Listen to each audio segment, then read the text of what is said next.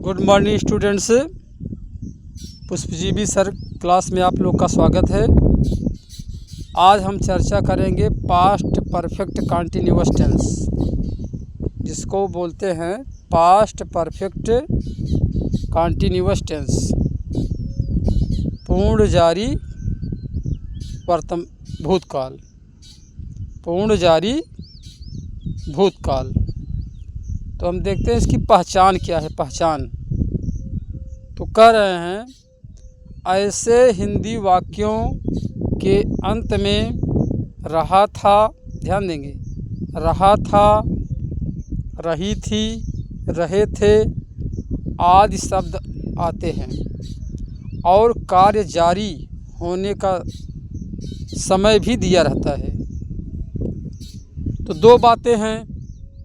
ऐसे वाक्यों के अंत में जो हिंदी के वाक्य होंगे, रहा था, रही थी, रहे थे, ये आएगा और कार्य जारी होने का समय भी देगा। कार्य जारी होने का समय भी दिया रहता है। कैसे? एक उदाहरण से समझते हैं। जैसे वह 3 बजे से हॉकी खेल रहा था। देखिए इसमें आया है रहा था और समय कितना दिया है? 3 बजे से। 3 बजे से ये समय है और अंत में आया था रहा है था। जहाँ पर ये दोनों परिस्थितियाँ हों वहाँ पर पास्ट परफेक्ट कंटिन्यूअस टेंस हो जाएगा, जिसको पहचानना बहुत आसान है। अंत में रहा था, रही थी और समय भी दिया होगा, काम कब जारी हुआ था। How to translate positive sentence, अनुवाद कैसे करें सकारात्मक वाक्य। देखते हैं क्या सकारात्मक वाक्य है, अनुवाद कैसे करें।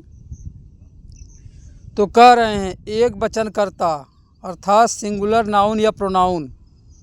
तो एक बात बता दें, यहाँ पर कर्ता चाहे सिंगुलर हो चाहे प्लूरल हो, हैड बीन का प्रयोग होगा। किसका? Had been. कर्ता चाहे एक वचन का हो या बहुवचन का हो, कोई फर्क नहीं, हैड बीन का प्रयोग होगा। और क्या होगा? ये पॉइंट ऑफ टाइम, निश्चित समय के लिए सिंस लगाएंगे। ये पॉइंट ऑफ टाइम अर्थात निश्चित समय के लिए हम सिंस लगाएंगे, और अनिश्चित समय जिसको हम बोलते हैं पीरियड ऑफ टाइम के लिए फॉर का प्रयोग करेंगे। एक बार फिर से समझते हैं। ये पॉइंट ऑफ टाइम, ये पॉइंट ऑफ टाइम मतलब निश्चित समय के लिए हम सिंस लगाएंगे। ये पीरियड ऑफ टाइम अनिश्चित समय के लिए हम फॉर लगाएंगे।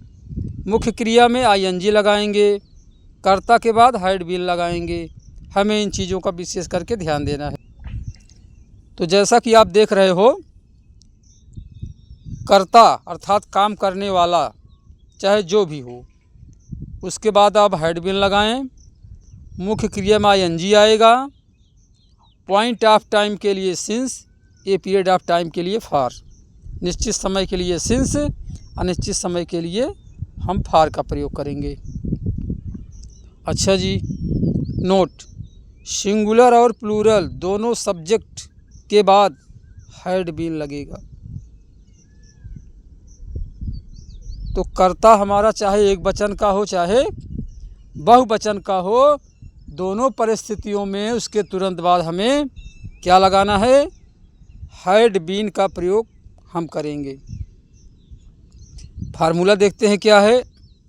सब्जेक्ट कर्ता, had been plus main verb की फर्स्ट फॉर्म, कहने का मतलब मुख्य क्रिया का पहला रूप, plus ING plus noun plus since या फॉर, कहाँ लगाया जाएगा बताया गया, प्लस टाइम।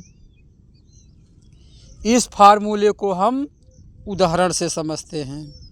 उदाहरण नंबर 1 हमारा क्या है? वह 3 बजे से हॉकी खेल रहा था। वह 3 बजे से हॉकी खेल रहा था।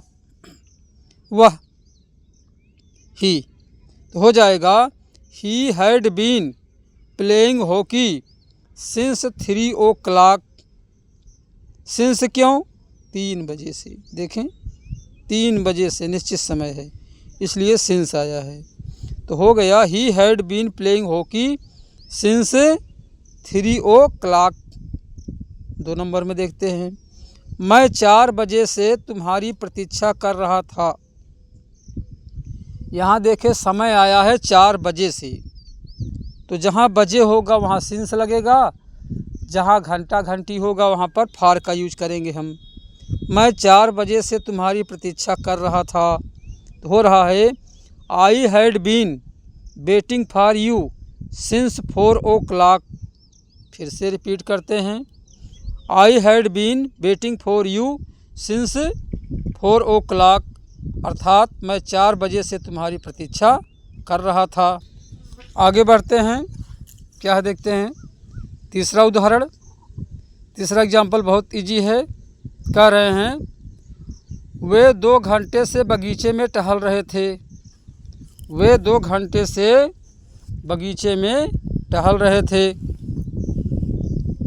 वे 2 घंटे से बगीचे में टहल रहे थे। देखें यहाँ सब्जेक्ट वे है, बहुवचन में है, लेकिन फिर भी क्या लगाना, हमें हैड बीन लगाना है। क्या आया है? 2 घंटे से, मतलब हमारा ये अनिश्चित समय है।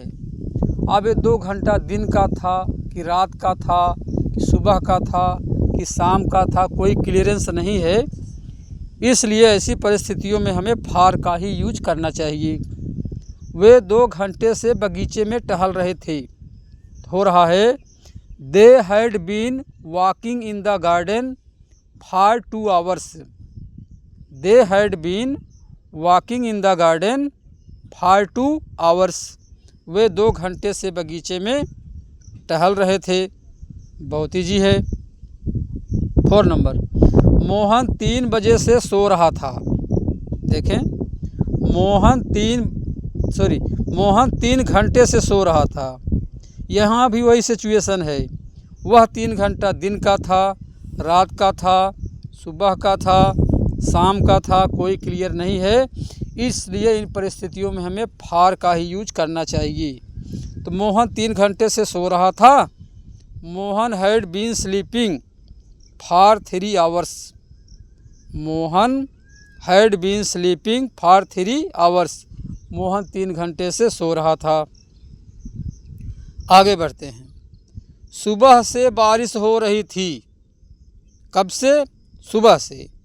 तो यहाँ सब्जेक्ट ना होने की स्थिति में हम इट लगाते हैं। हो गया it had been raining since morning. It had been raining since morning, निश्चित समय। तो इस प्रकार से हमारा पास्ट परफेक्ट कंटीन्यूअस टेंस का पॉजिटिव सेंटेंस एंड हुआ, जिसमें हमने 5 उदाहरण दिए, सिंपल उदाहरण दिए। आगे बढ़ते हुए हम चलते हैं पास्ट परफेक्ट कंटीन्यूअस टेंस में ही निगेटिव सेंटेंस की तरफ, जिसमें यह है कि हैड के बाद नॉट लगाना है, बाकी कोई चेंजिंग नहीं होगी। देखते हैं कैसे। निगेटिव सेंटेंस, नकारात्मक वाक्य। ऐसे वाक्यों में नहीं शब्द आवे तो हैड के बाद नॉट लगाना चाहिए। सिर्फ एक चेंजिंग है कि हमें हैड के बाद नॉट लगा देना है और कोई परिवर्तन हमको नहीं करना है। फार्मूला क्या है? Subject plus had plus not. Had के तुरंत बाद नॉट, फिर बीन आ गया। Subject plus had plus not plus been plus first form of main verb, कहने का मतलब मुख्य क्रिया का पहला रूप, plus ING plus noun plus for या सिंस प्लस टाइम। तो देख रहे हैं बहुत इजी है हमारा निगेटिव भी, जिसमें हमें हैड के बाद सिर्फ नॉट ही लगाना है बस, और कुछ नहीं करना है। उपरोक्त फार्मूले को हम एग्जाम्पल से समझते हैं। क्या है? वह 3 बजे से हॉकी नहीं खेल रहा था। वह 3 बजे से हॉकी नहीं खेल रहा था। क्या हुआ? He had not been playing hockey since 3 o'clock। He had not been playing hockey since 3 o'clock। Second, मैं 4 बजे से तुम्हारी प्रतीक्षा नहीं कर रहा था। तो देखिए हेड के बाद नॉट आया है बस, और कोई चेंजिंग नहीं करना है हमको। तो हो रहा है मैं 4 बजे से तुम्हारी प्रतीक्षा नहीं कर रहा था। I had not been waiting for you since 4 o'clock। मैं 4 बजे से तुम्हारी प्रतीक्षा नहीं कर रहा था। आगे बढ़ते हैं, देखते हैं क्या मामला है। वे 2 घंटे से बगीचे में नहीं टहल रहे थे। हो रहा है they had not been walking in the garden for 2 hours। For 2 hours क्यों लगा? क्योंकि यहाँ पर समय हमारा अनिश्चित है, इसलिए यहाँ पर फॉर लग गया। चौथा देखते हैं, मोहन 3 घंटे से नहीं सो रहा था। तो हो जाएगा Mohan had not been playing for 3 hours। Mohan had not been sleeping for 3 hours। तो अनुवाद करना बहुत इजी है। आगे बढ़ते हैं, 5वां और लास्ट उदाहरण हम आपको दे रहे हैं। सुबह से बारिश नहीं हो रही थी। हो रहा है it had not been raining since morning. सुबह से बारिश नहीं हो रही थी। बहुत ईजी है, आप देख रहे हो। आगे बढ़ते हुए हम चलते हैं। हमने आप लोगों की सुविधा के लिए कुछ एक्सरसाइज बना दिया है, जिसमें आप अपने जो है अंडरस्टैंडिंग को मेंटेन करेंगे। क्या है देखते हैं।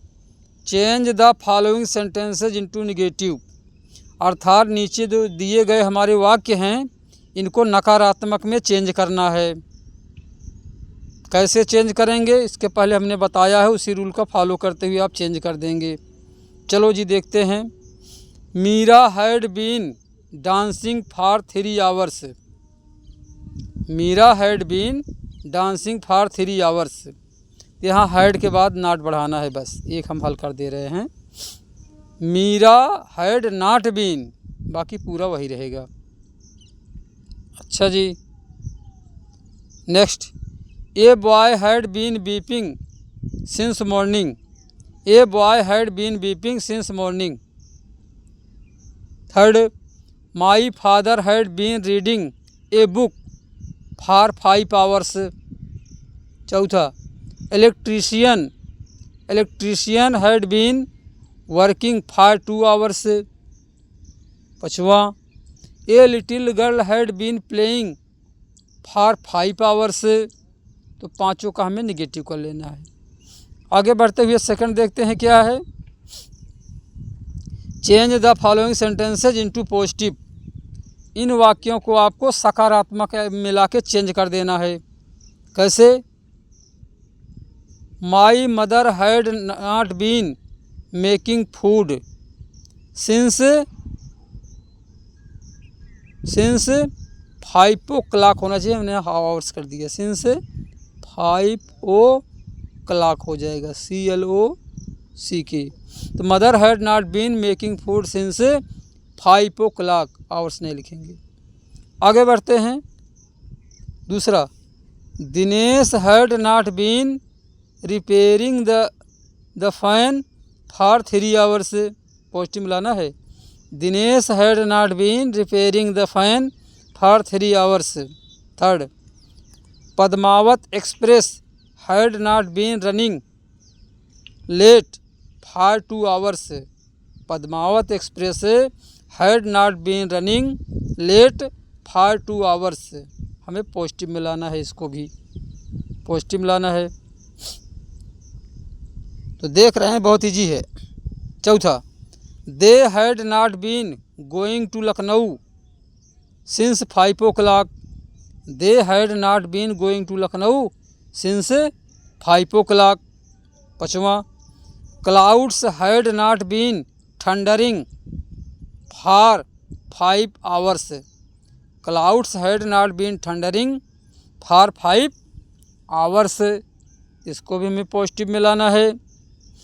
अब हमारा तीसरा जो सेक्शन है, तीसरे सेक्शन में कहा जा रहा है, ध्यान देंगे इसमें, कि translate into English the paragraph. आपको अंग्रेजी में अनुवाद करना है, जो बहुत इजी है। तो कैसे करेंगे देखते हैं। पहला क्या है? पहला, वह 2 घंटे से किताब पढ़ रहा था। अंग्रेजी में अनुवाद करना है आप सभी लोगों को। हम सोमवार से इस प्रोजेक्ट पर कार्य कर रहे थे। हम सोमवार से इस प्रोजेक्ट पर कार्य कर रहे थे।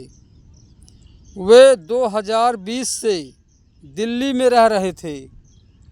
अच्छा। चौथा, बच्चे सुबह से शोर मचा रहे थे।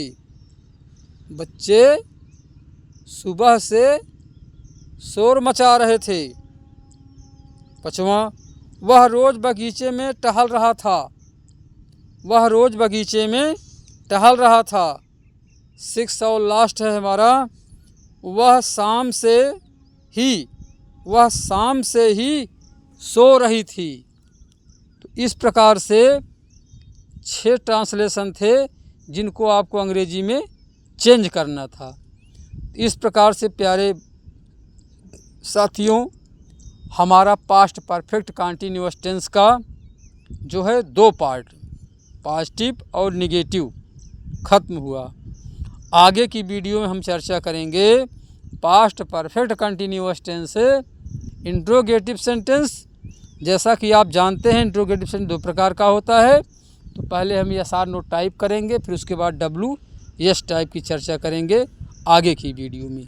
आज के लिए बस इतना ही। आप सभी लोगों को बहुत बहुत धन्यवाद। जय हिंद, जय भारत।